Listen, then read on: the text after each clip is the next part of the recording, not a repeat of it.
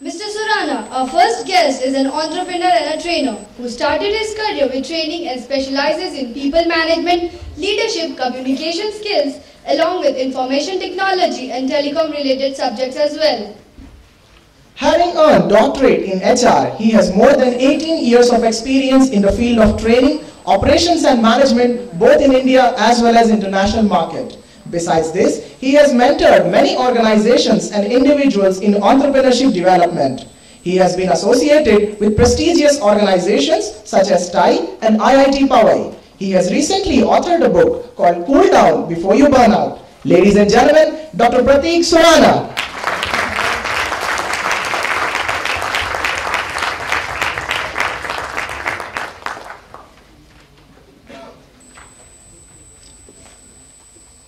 Good evening, everyone. Oh, well, this is better. I went to one such gathering of management students and I wished them good evening and everybody opened their notepads and wrote good evening. All right. So, when I was told that I'm supposed to be talking about the wisdom and this is something which is wise and wisdom, I was really wondering why I have been invited. Because on the wise side, I have always been otherwise. And on the wisdom, I have always challenged the conventional wisdom. So in the next 20-25 minutes, whatever I'm left with, I would just like to try take you through the journey that I have come from. And I'm going to talk about only 4 things that I have so far really come across in my life. So, just to brief you, I come from a very small town in Marathwada region. Those of you who are familiar with Maharashtra, it's one of the remotest areas in Maharashtra. I come from a town which has not more than 70,000 population. And during 80s and 90s, during early 90s when I completed my 12th, the only options those days were available. Either you go for medical studies or you go for engineering.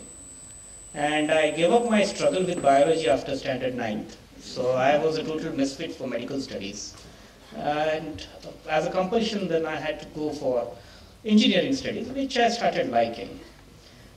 In 1991, when I landed up in relatively a bigger town called Aurangabad, and I started with my engineering studies. During the first year of engineering, there's something called as computers which was really brought in those days and it was very new. Those machines really started attracting me. So I just thought of experimenting a little with those machines. Joined a computer class, I really found it interesting. But meanwhile, it was destined for something else.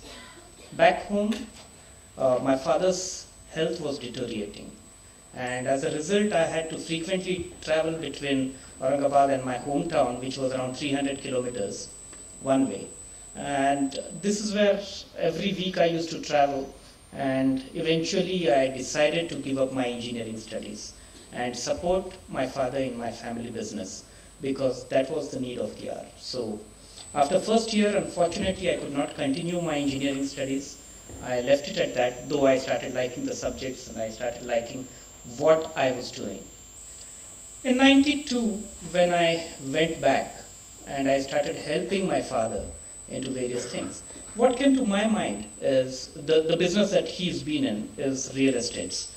And coming from a community which is traditionally known for businesses and that too family-owned businesses, I was supposed to be succeeding my father in the business.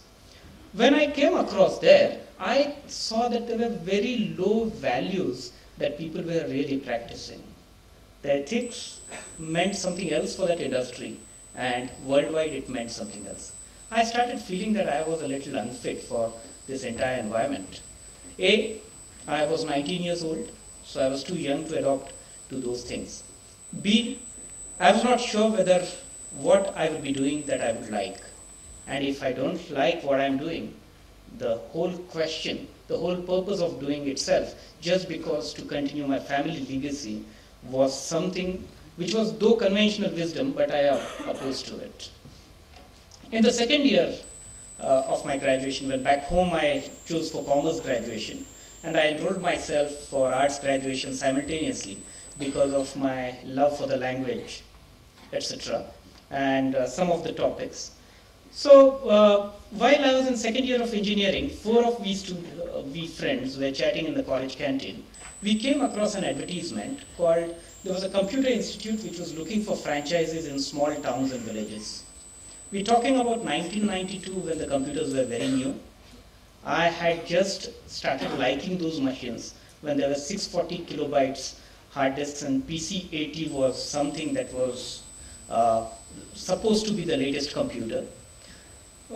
Having a small stint with computers, we four friends, we just debated jokingly, and we made an application to the company for the franchise center at our place. After around a month or so, we received a call to our surprise that we were shortlisted for such a serious business proposal. Till then, none of us had any experience of business. So we really were surprised why the company chose us among so many other applicants.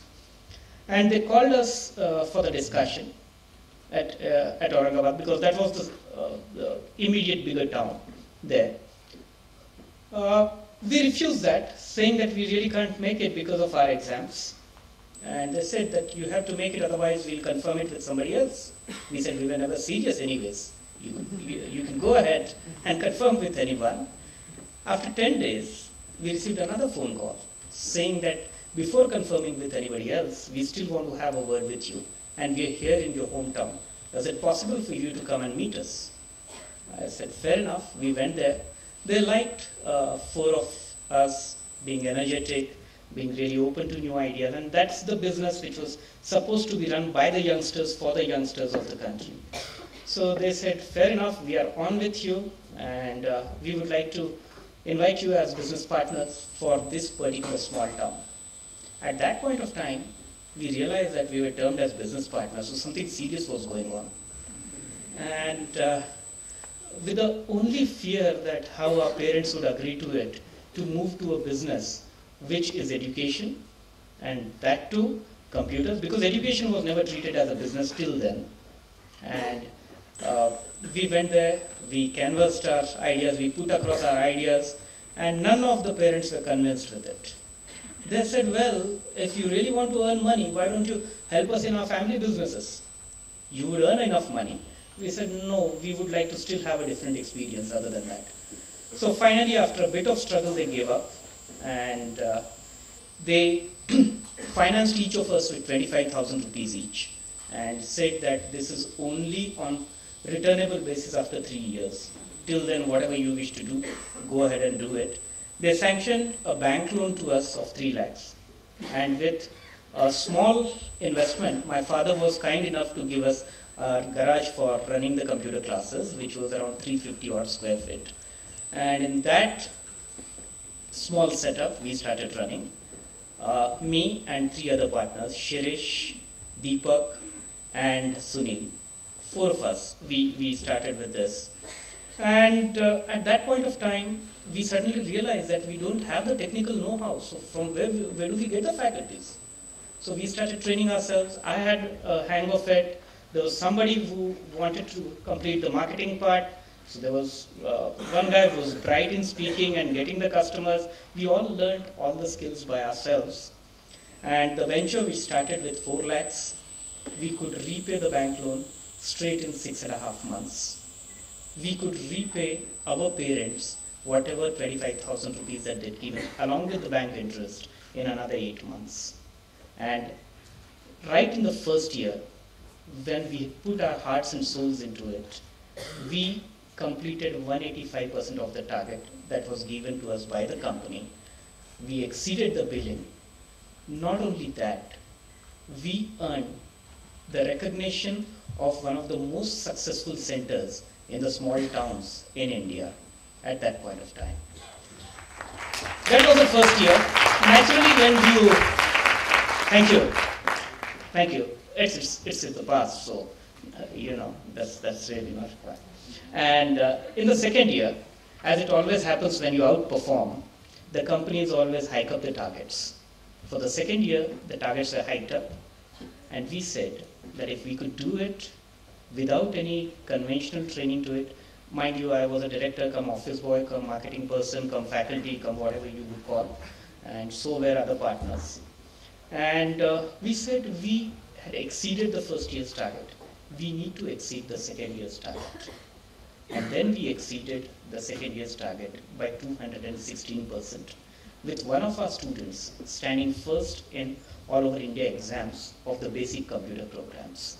So that's where we said that if we have taken it up, we'll make sure that we do it. Back home, fortunately, father's health was improving, and that is where I thought of going for higher studies. When I disclosed this plan to my father, he stopped talking to me for at least maybe a week or 10 days, because going for higher studies was considered a waste of time. Okay, there was no awareness of higher education in the small town. So it was like, okay, the boy is doing fairly well, now it's time for him to get married. And I finally declined, saying that I would like to go for management studies. Well, that didn't really make sense to my father though. And again, please don't embarrass me guys, it's all in the past, so everything has really come up.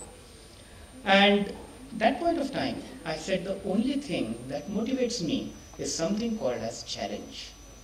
Once I have been challenged, I make sure that I bounce back, not only with the best of my abilities, but only with an intention to outperform. And this is what I learned during my days. Again, the same college was looking for computer faculties at that point of time, when they established an Asian Paints computer lab. And they said that they would like to have visiting faculties. I applied over there. I was learning something in the morning and delivering it in the evenings. And then I was picked up by one of the advertisement companies. And because of my flair for language, a hobby of writing, they gave me an offer as a copywriter. Soon they spotted that I was more meant for being a trainer. So then I was promoted as an internal trainer within the organization. And during those times, during those years, you're really fascinated by your boss, whatever he does. And my boss decided to part away from the company, which was a partnership company. And he decided to move to theaters. Like anybody else, I was also hypnotized by him. And I went with him to the theaters, only to realize that that was not my cup of tea.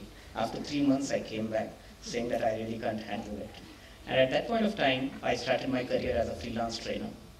I came across a gentleman in Pune who was ready to sell his training center. I met him, we went across, the talks didn't materialize much. And at that point of time, the company offered me another training center between 1999, around 1999, to run. With my previous experience to run a computer training center, I had taken it up. With 1999 and 2001, we really did amazing business.